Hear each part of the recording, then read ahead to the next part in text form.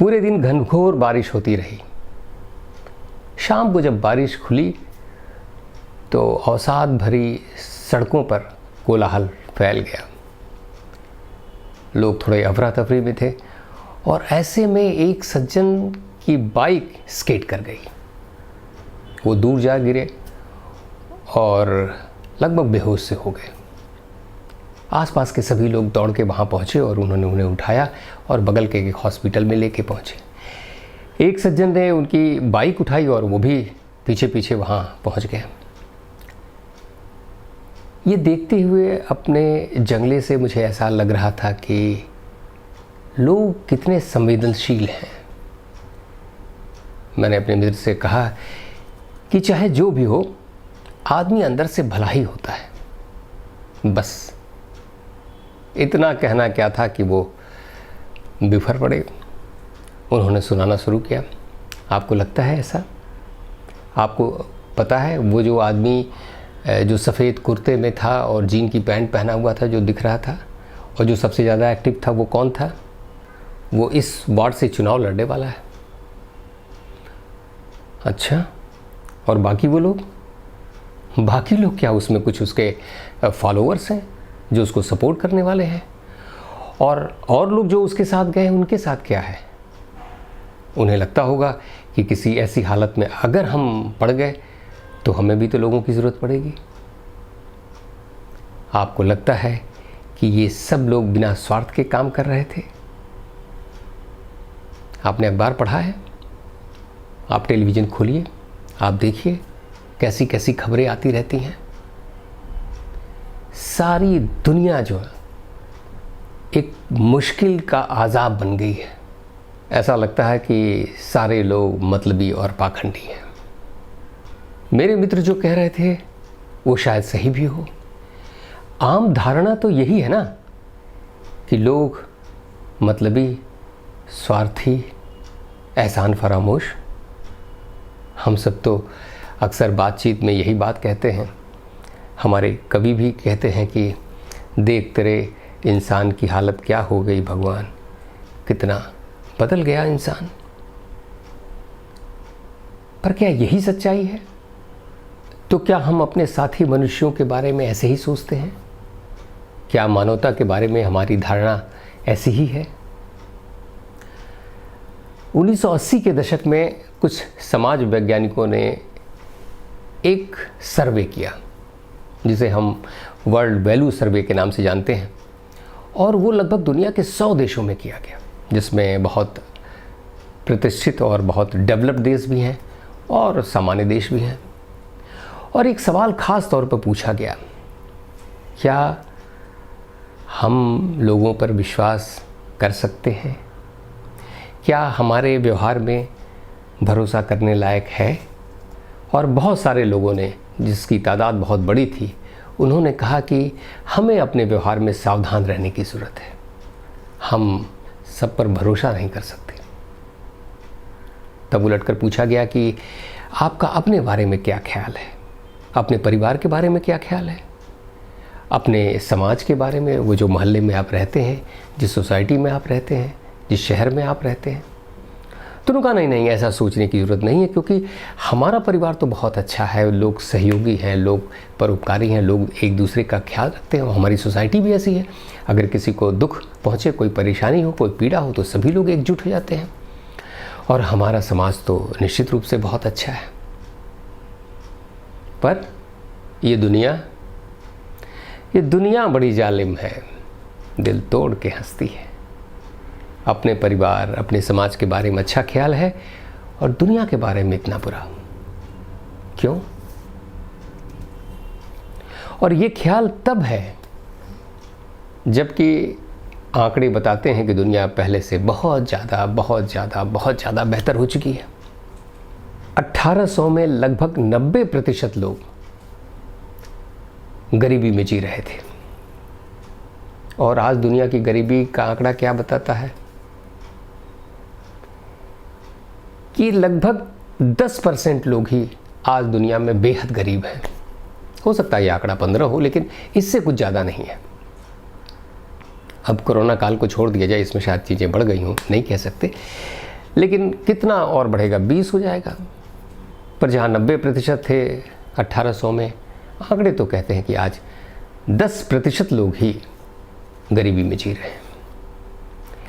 Middle age में, मध्यकाल में लगभग 12% लोग ऐसे थे जो हिंसक मृत्यु को प्राप्त होते थे, जिनके साथ कुछ बुरा होता था, या जिनकी हत्या हो जाती थी, या जिनकी लड़ाई होती थी, या युद्ध में मारे जाते थे, या और सब कुछ ऐसे लूटपाट, इन सब चीज़ों में।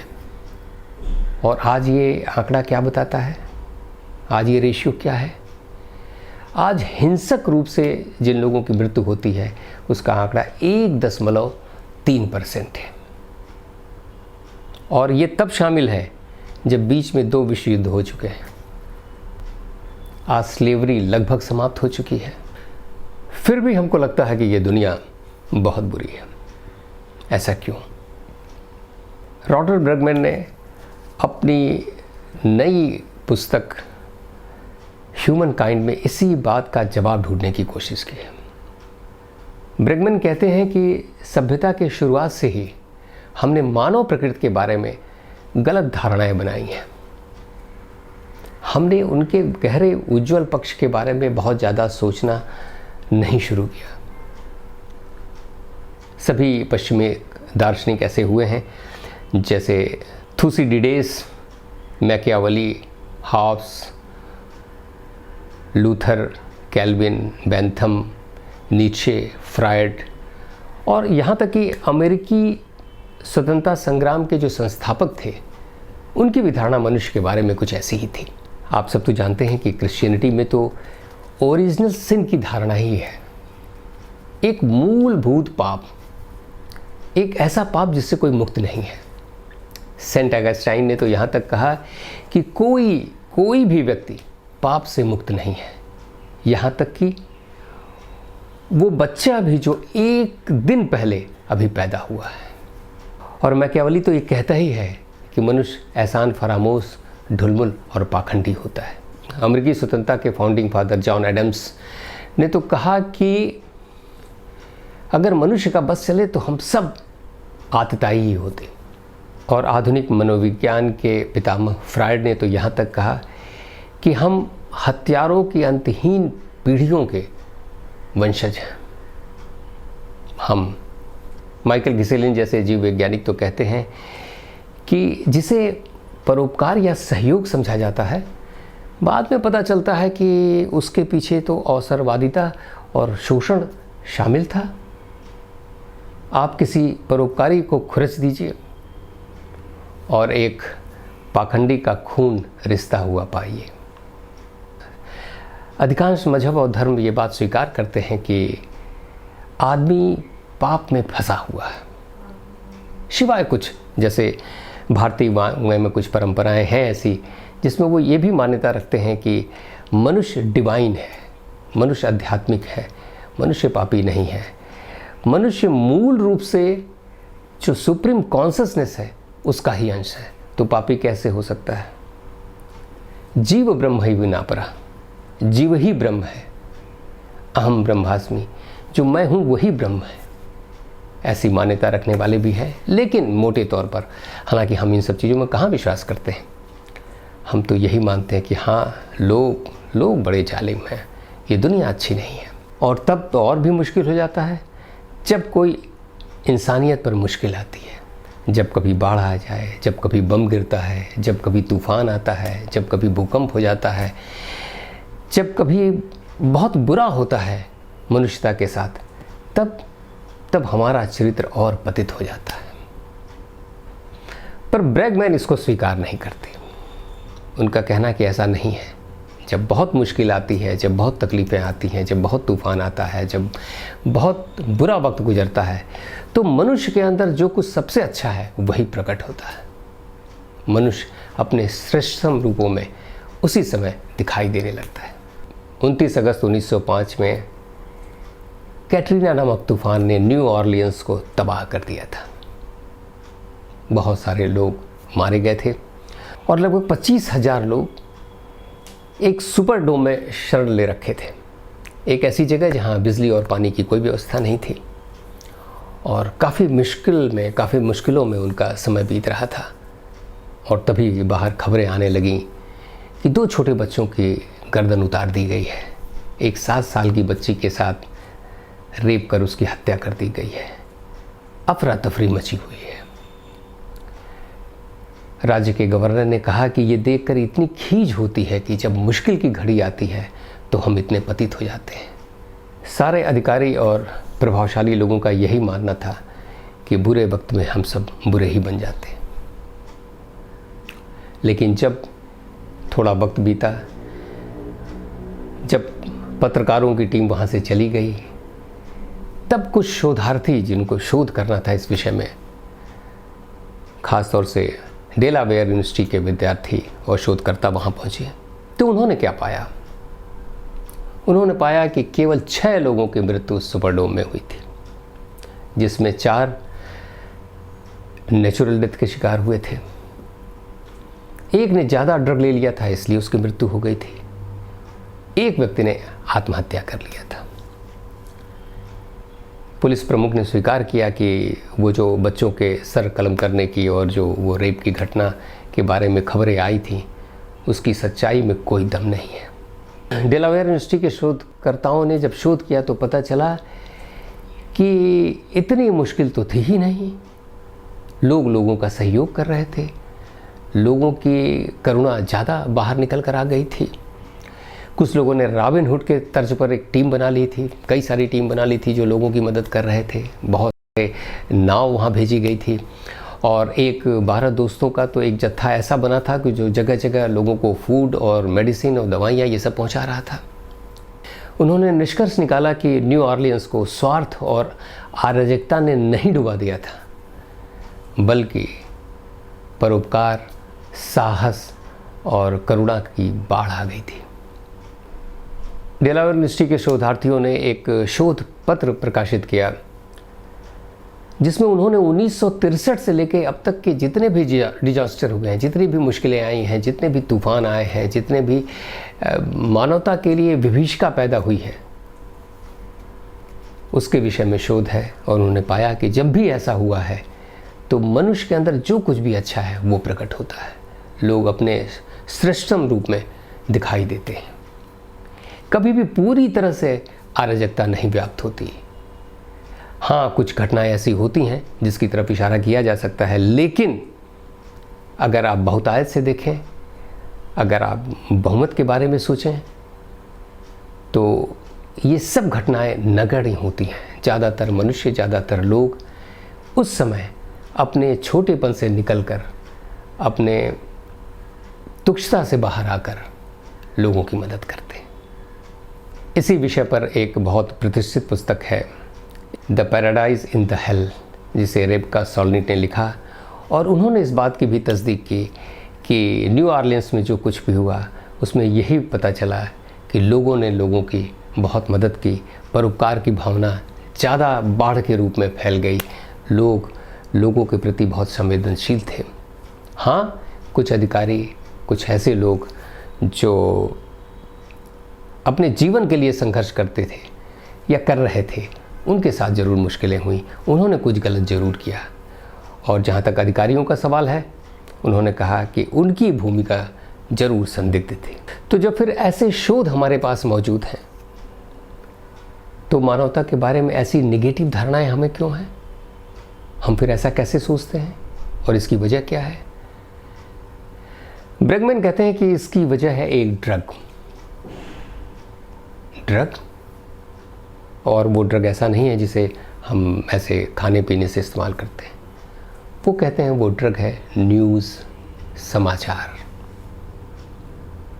अरे समाचार तो हम तो बचपन से सुनते आए हैं कि हम सबको समाचार देखना चाहिए और उसके बारे उनकी एनालिसिस सुननी चाहिए, क्योंकि उससे हमारी ओपिनियन बनती है। हम दुनिया को देखने का नज़रिया पाते हैं, बहुत सारी चीज़ों में हमें पता चलता है। और एक अच्छे नागरिक के तौर पर भी ये ज़रूरी है ताकि लोकतंत्र को समृद्ध बनाया जा सके। फिर समाचार ऐसा कैसे कर सकता है? जॉर्ज गर्बनर एक ऐसे विद्वान हैं जो इसी विषय पर काम करते रहे। उनका कहना है कि जब हम बहुत सनसनीखेज समाचार सुनते हैं और जब लगातार सुनते हैं तो हमारे अंदर एक बीमारी पैदा होती है जिसे वो मीन वर्ल्ड सिंड्रोम कहते हैं। और उसके सिम्टम क्या हैं, उसके लक्षण क्या हैं? उसके लक्षण है संदेह, मानवद्रोह, निराशा, अवसाद, बेबसी की स्थायी भावना और जोखिम का गलत अनुमान लगाना। ऐसे में होता क्या है, जब हम बेबसी के शिकार होते हैं, जब हम ऐसे न्यूज़ देखते हैं कि ये हो गया, वहाँ पर हत्या हो गई, वहाँ गलत हो गया, वहाँ लूट लिया गया, वहाँ आतंकवादियों ने लोगों को मार दिया, वहाँ युद्ध हो गया और हम कुछ कर नहीं पाते, तो हम बेबसी तो महसूस करेंगे। और जब हम बेबस महसूस करेंगे तो हमारे अंदर अवसाद पैदा होगा, निराशा पैदा होगी और कई बार हम उसके रिएक्शन में कुछ गलत भी सोच सकते हैं। और ऐसे में ये लाजमी है कि हम मानने लगें कि दुनिया तो बहुत स्वार्थी है, दुनिया बहुत बेईमान है, दुनिया अपराधी किस्म की है और ऐसे में हमारा तनावग्रस्त होना लाजमी है। पर ऐसा होता क्यों है? होता इसलिए है कि समाचार असाधारण घटनाओं के बारे में, दुनिया में बहुत सारी अच्छी बातें भी हो रही हैं, लेकिन न्यूज़ हमेशा बुरी और गलत और ख़राब घटनाओं के बारे में ही ज़्यादा आती है। अब उसके पीछे भी एक साइकोलॉजी है कि क्यों ऐसा आता है, क्योंकि हम जानना चाहते हैं कि वाकई दुनिया में क्या कुछ हो रहा है, हम सावधान रहना चाहते हैं, तो न्यूज़ हमको ये सब चीज़ें दिखाने की कोशिश करता है। अब हम देख रहे हैं कि यहाँ तूफ़ान आ गया, वहाँ भूकंप आ गया, वहाँ जहाज़ गिर गया, वहाँ ये मुश्किल हो गई, वहाँ लूट मार हो गई, आतंकवादी हमला हो गया। तो ऐसे में क्या होता है? होता ये है कि ये जो असाधारण घटनाएं हैं यही न्यूज़ में जगह पाती हैं और हम रोज़ यही पढ़ रहे होते हैं, रोज़ की रोज़, क्योंकि इन्हीं के अंदर वो क्वालिटी है कि वो न्यूज़ में जगह पाएँ। अब ऐसे में हमारा मन ऐसा बनने लगता है कि नहीं, बहुत बुरी चीज़ है, ये तो बहुत गलत हो रहा है और दुनिया में सब गलत ही हो रहा है। पर क्या केवल समाचार, क्या इस तरह की न्यूज़ यही दोषी हैं? क्या हमारा उसमें कुछ योगदान है कि नहीं? इसके लिए साइकोलॉजिस्ट दो तरह के बायस को दोषी मानते हैं। उनका कहना है कि हमारे अंदर दो तरह के बायस हैं, एक साइकोलॉजिकल निगेटिव बायस और दूसरा अवेलेबिलिटी बायस। ये साइकोलॉजिकल निगेटिव बायस क्या है? साइकोलॉजिकल निगेटिव बायस है कि चूँकि हम अपने अतीत से, अपने इतिहास से, या आप कह सकते हैं अपने विकास क्रम में, जब हम हंटर गैदरर हुआ करते थे तो हमारे साथ मुश्किल थी कि हमें काफ़ी डर के रहना पड़ता था। एक छोटी सी छोटी चीज़ों से हमें डरना पड़ता था। एक मकड़ी है, एक छोटा सा कीड़ा है, वो सांप दिख गया, और डरना हमारे लिए, हमारे सेल्फ डिफेंस के लिए ज़रूरी था, क्योंकि अगर हम रिस्क लेते तो फिर जान जाती। तो बहुत ज़्यादा डरने से हमारी मौत नहीं हो सकती थी, न डरने से हो सकती थी। हम अकड़ में बिना डर के चले गए और सांप ने काट दिया, हमने कहा सांप क्या कर सकता है, तो हम तो गए, या कोई बहुत जहरीली मकड़ी ने हमको काट लिया। तो उस समय ये ज़रूरी था कि हम डर के रहें, और उस वजह से हमारी साइकोलॉजी में, हमारे डीएनए में ये डर एक गहराई से बैठ गया है, जो एक सुरक्षा चक्र बनाता है, और हम इसके लिए बहुत जागरूक रहते हैं। हम हमेशा जानना चाहते हैं कि पहले वो चीज़ बता दो जिससे हमको बच के रहना है। ये निगेटिव बायस हमारा है, और इसीलिए समाचार पत्र या न्यूज़पेपर या आप टेलीविज़न या न्यूज़ टेलीविज़न आप देखते हैं कि इसका फ़ायदा उठाते हैं। आप इसको फ़ायदा भी कह सकते हैं, या कह सकते हैं कि इसकी ज़रूरत है, ये वो बताते रहते हैं आपको। दूसरा है अवेलेबिलिटी बायस। अब जो चीज़ ज़्यादा अवेलेबल दिखाई देगी, आपकी धारणा तो वैसे ही बनेगी ना। आप किसी चले गए इंग्लैंड, अब आपको ज़्यादातर गोरे गोरे दिखते हैं, तो मान लीजिए आप कहीं और अफ्रीका ना गए हो, तो आप तो यही कहेंगे ना कि यार सब लोग दुनिया में गोरे होते हैं। मान लीजिए आप अफ्रीका चले गए, अफ्रीका में सब लोग के स्किन का कलर दूसरा, तो आप कहने लगेंगे अच्छा दुनिया में सभी लोग ऐसे ही, क्योंकि आपने दुनिया देखी नहीं। तो जो अवेलेबल है आप उसी के हिसाब से अपना बायस बना लेते हैं। ये आपकी मजबूरी है, इसमें आपको मैं नहीं कह सकता कि आपका या हमारा दोष है, लेकिन ऐसा होता है। नसीम निकोलस तालिब ने तो यहाँ तक कहा कि हमारे अंदर इतनी तार्किक क्षमता है ही नहीं कि हम मीडिया का सामना कर सकें। और एक पॉइंट और भी है, और वो ये है कि इस तरह की खबरें हमें बोर्डम से बचाती हैं। अब आप ये सोचिए कि आपका एक रूटीन वर्क है, आप सुबह उठते हैं, तैयार होते हैं, आप ऑफिस में काम पे जाते हैं, फिर शाम को आते हैं, फिर अपने घर में फैमिली के साथ रहते हैं, और डेली की रूटीन इसी तरह है। आप एक बोर्डम है, पर जैसे ही एक कोई ऐसा समाचार आप सुनते हैं जिसमें निगेटिविटी है, कुछ अजीब सी बात है, आप का बोर्डम तहस नहस हो जाता है। आप चौकन्ने हो जाते हैं, आप इंटरेस्ट लेने लगते हैं और इस बात का फ़ायदा आपका दिमाग उठाने लगता है। फिर आप बार बार बोर्डम को दूर करने की कोशिश करते हैं और फिर मीडिया इस बात को बहुत अच्छे से जानता है कि अब आपके दिमाग को क्या चाहिए, आप इससे बच नहीं सकते। तो आखिर तो हम अपने ही फितरत के शिकार हैं। हमें अपने को सावधान रखना है, हमें जागरूक होना है, हमें सारी चीज़ों की जानकारी चाहिए, हमें अपने को बोर्डम से दूर रखना है। और मीडिया और न्यूज़ चैनल और अखबार को क्या, उनको अपना अखबार चलाना है, उनको अपना चैनल चलाना है, उनकी अपनी मजबूरी है। दोनों मजबूर हैं अपनी ही तरह, हाय हम क्या करें वो क्या करें। तो जहाँ तक मेरा ख्याल है, और शायद आप भी ये सोचते होंगे, कि दुनिया जितना देखी जाती है वो उतनी बुरी नहीं है। ये हमारे दो बायसों की वजह से उतनी बुरी दिखाई देती है। दुनिया बहुत खूबसूरत भी है।